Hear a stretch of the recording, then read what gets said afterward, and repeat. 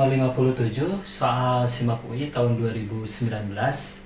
Di soal ini ditanya perbandingan tingkat keasaman di antara 4 senyawa asam organik atau senyawa asam karboksilat yang ada. Senyawa asam karboksilat adalah salah satu senyawa organik yang memiliki gugus fungsi COH. Salah satu faktor yang mempengaruhi tingkat keasaman senyawa asam karboksilat adalah adanya unsur halogen yang terikat pada senyawa asam karboksilatnya. Senyawa asam karboksilat yang mengikat unsur halogen ternyata akan lebih bersifat asam dibandingkan dengan senyawa asam karboksilat yang tidak mengikat atau tanpa ada unsur halogen. Dan unsur-unsur halogen yang terikat itu akan memberikan perbedaan tingkat keasaman di antara senyawa-senyawa asam karboksilatnya. Nah, sekarang kita bahas bagaimana perbandingan tingkat keasaman di antara 4 senyawa asam karboksilat ini yang masing-masing memiliki atau mengikat satu buah unsur halogen.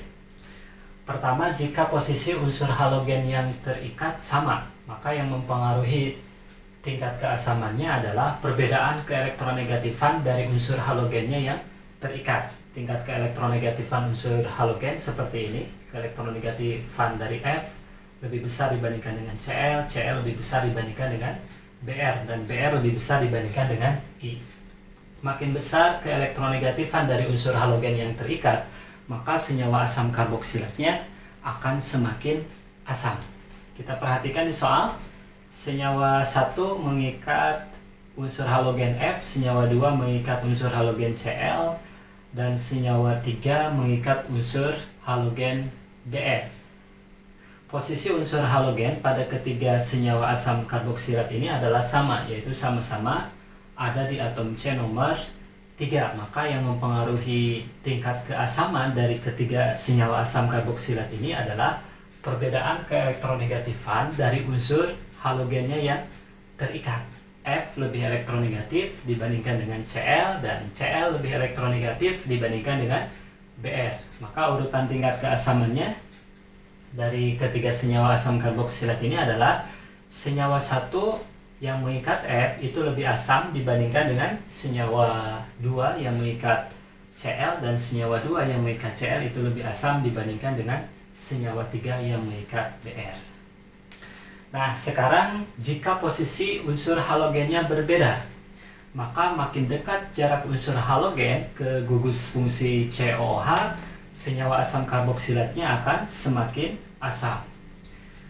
Senyawa yang keempat adalah senyawa asam karboksilat yang paling asam dibandingkan dengan 3 senyawa asam karboksilat lainnya. Hal ini terjadi karena unsur halogen yang terikat pada senyawa yang keempat, yaitu unsur F, berada pada jarak paling dekat dengan gugus fungsi COH, ada di atom C nomor 2.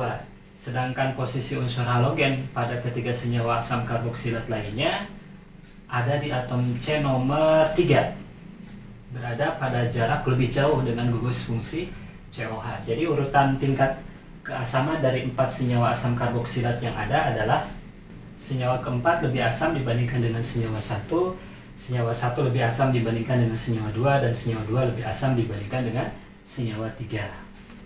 Pernyataan 1, senyawa 1 merupakan senyawa dengan keasaman terendah. Salah, yang terendah itu senyawa yang ketiga. Jadi pernyataan 1 salah, pernyataan 3 juga pasti salah.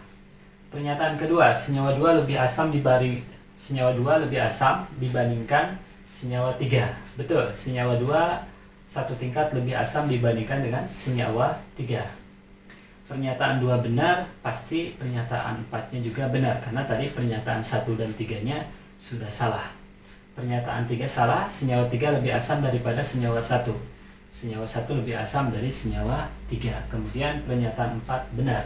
Yang paling asam di antara 4 senyawa asam ini adalah senyawa yang keempat. 2 dan 4 benar, berarti jawabannya C.